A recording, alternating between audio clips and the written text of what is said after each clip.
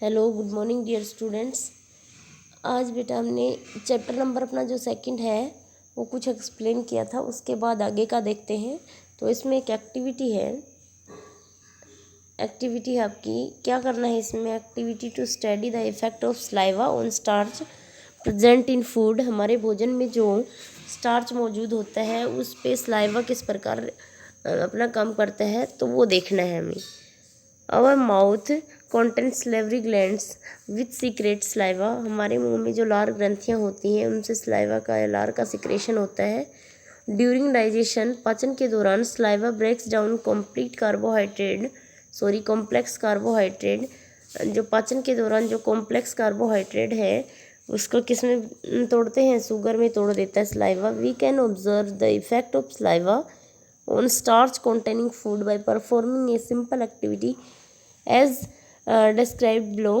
Since our common food rice contains starch, so we will use boiled rice as a source of starch in this activity. इस activity के लिए हम जो उबले हुए चावल हैं उनको काम में लेंगे स्टार्च के सोर्स के रूप में। Take 1 tablespoon of crushed boiled rice in a beaker and add 20 ml water to it. हम 1 चम्मच कर्स्ट किए हुए बॉयल जो है आपके चावल वो एक बीकर में ले लेंगे, उसमें 20 ml वाटर डालेंगे और उसको अच्छे से मिक्स करेंगे। Stir with a glass rod, एक कांच की छड़ से उसको अच्छे से मिक्स करेंगे। इन दिस वे, इसी तरीके से we will get a mixture of crushed boil rice with water which contain starch carbohydrate. Divided this mixture into 2 parts. फिर इसको हम 2 भागों में बांट लेंगे इस मिक्सचर को। Take 1 part of curds boiled rice and water mixture in a test tube. तो एक पार्ट को तो हम एक टेस्ट ट्यूब में डालेंगे एंड ऐड करेंगे उसमें 2 या 3 ड्रॉप्स किसकी? डाइल्यूट आयोडीन सॉल्यूशन की। इससे क्या होगा कि ब्लू ब्लैक कलर का जो हमें सस्पेंसन है प्राप्त होगा। ये शो करता है कि इसमें क्या है? स्टार्च है। और सेकंड पार्ट में हम इसके क्या करेंगे? सेकेंड पार्ट के लिए हम क्या करेंगे?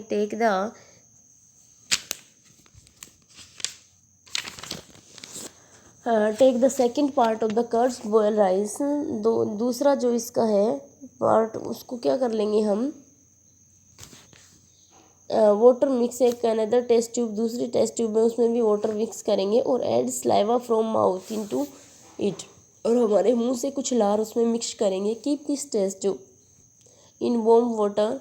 इसको गर्म पानी में रख देंगे फॉर अबाउट 15 to 20 मिनट्स, 15 से 20 मिनट के लिए। देन ऐड 2 या 3 drops of dilute iodine solution. अब इसमें आयोडीन सॉल्यूशन की 2 या 3 ड्रॉप्स डालेंगे।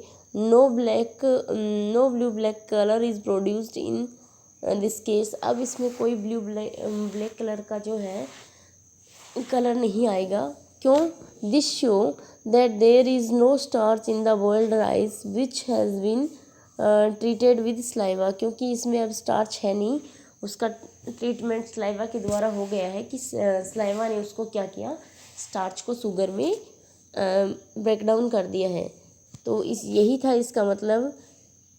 इस जो एक्टिविटी का हमारा दिखाने का मतलब यही था कि जो स्टार्च है उस पर स्लाइवा किस प्रकार से अपना काम करता है कि स्लाइवा है जो ब्रेक डाउन करता है किसको? स्टार्च को शुगर में। ये तो एक्टिविटी हमारी थी। नेक्स्ट देखिए, where do we get hiccups. हमें हिचकियाँ क्यों आती हैं? क्यों आती हैं हिचकियाँ हमें बेटा? देखो, ये सब आपको पता ही है कि जिस तरह से हमारे जो है हम सांस लेते हैं। The wind pipe called trachea carries air from nostril to our lungs. जैसे कि जो हमारी विंड पाइप है वो हमारे नाक से हवा लेके जाती है हमारे फेफड़ों तक। एंड दूसरा है फूड पाइप, जिसको आप इसोफेगस बोलते हो, carries food from mouth to stomach. हमारे मुंह से आमाशय तक भोजन को लेके जाती है। इसी तरह से द विंड पाइप्स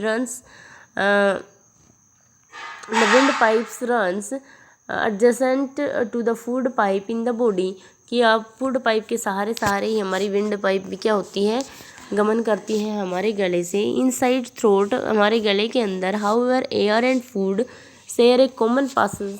एक कॉमन इनका रास्ता होता है दोनों का। Then how the food which we eat is prevented from eating over wind pipe. इसीलिए हमें कहा जाता है कि खाते समय बातें ना करें। This happens as follows normally when we swallow food. जब नॉर्मली हम भोजन को क्या कर रहे होते हैं, निगल रहे होते हैं। And then a flat pieces entered our wind pipe. Food का कोई भी पार्टिकल्स हमारी विंड पाइप में एंटर कर जाता है। Sometimes however when we eat too fast as hurry over talk too much over laugh. जब हम खाते समय बातें कर रहे या हंस रहे होते हैं। Then little of wind pipe remains open the due to. तो कुछ विंड पाइप है वो कुछ खुली रह जाती है। जो इन दोनों को अलग करने वाला जो एक कैप होता है जिसको हम एपिग्लोटिस बोलते हैं, वो कुछ खुला रह जाता है और हमारे जो फूड पार्टिकल्स हैं वो हमारी विंड पाइप में चले जाते हैं। हिप्कस produce a characteristic gulping sound. जैसे आपके जो हिकअप्स हैं इनको हिचकियाँ भी बोलते हैं, ये आती हैं हमारे फूड पार्टिकल्स का किसमें, हमारी जो विंड पाइप है उसमें इंटर हो जाने की वजह से। तो ये पार्टिकल्स हैं ये क्लियर कैसे होंगे, कफिंग के जरिए ये क्लियर हो जाते हैं। अब हम देखते हैं टीथ, हमारे दांत जो कितने प्रकार के होते हैं, 4 टाइप्स के हमारे टीथ होते हैं। जैसे before food can be used by the body. जब भी हम बॉडी में भोजन देते हैं, it must be broken down into smaller pieces. तो भोजन को छोटे छोटे टुकड़ों में तोड़ा जाता है। ये सब कौन करते हैं, पहले चबाने का और इनको भोजन को तोड़ने का काम सबसे पहले टीथ करते हैं। तो इसमें देखिए there are 4 types of teeth, incisor, canine, premolars, molars. और इनके अपने स्पेशल फंक्शन भी होते हैं, ये दिखा रखा है देखो निचले जबड़े में, ये मोलर्स हैं, प्रीमोलर्स हैं और ये आपके कैनाइन्स हैं और ये सामने वाले 4 इंसाइजर्स हैं। तो इंसाइजर्स का काम क्या होता है, the incisor are for biting and cutting the food. भोजन को तोड़ने के लिए ही होते हैं ये। कैनाइन्स का होते हैं पियरिंग एंड टीयरिंग, प्लस ये चीरने फाड़ने के लिए होते हैं। नेक्स्ट आपका जो आते हैं प्रीमोलर्स और मोलर्स, इन दोनों का काम क्या होता है, आपके जो फूड है उसको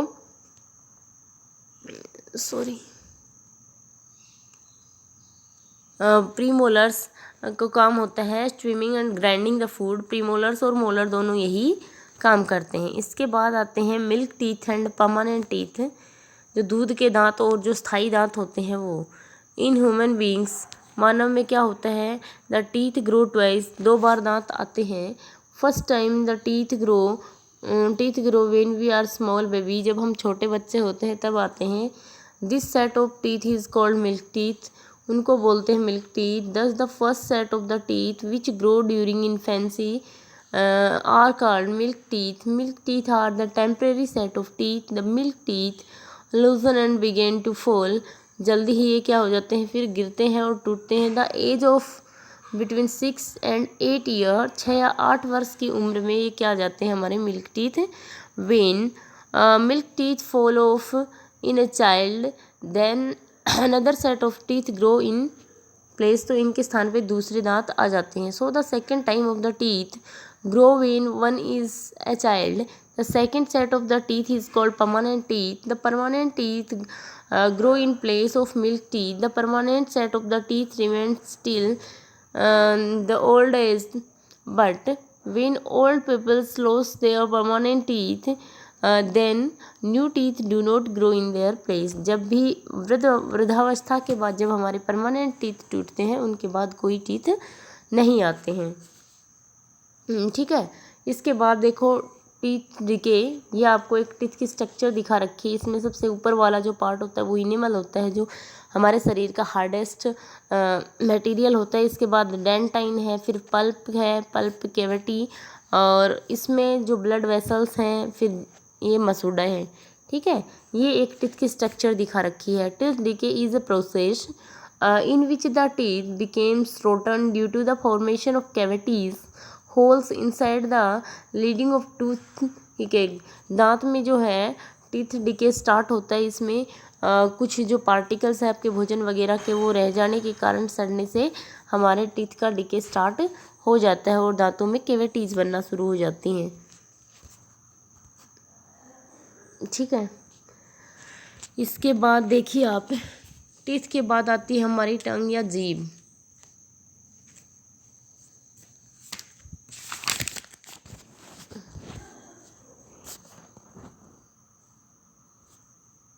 ये देखो, अच्छे से इसकी पिक्चर देख लो आप,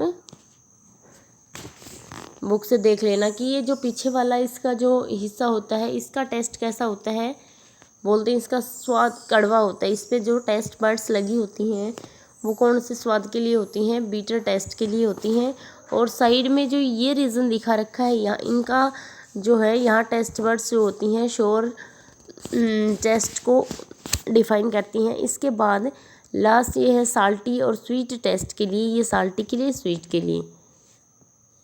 ठीक है, तो ये एरियाज है हमारे टंग में, ये अलग अलग क्षेत्र दिखाए गए हैं कि इनमें टेस्ट बड्स जो होती हैं वो अलग अलग प्रकार की होती हैं। देखिए, the tongue is a fleshy muscular organ in the mouth which is attached to the back of the floor of the buccal cavity. It is free at the front and can be moved in all directions. ये सभी दिशाओं में क्या कर सकती है, all directions में move कर सकती है। द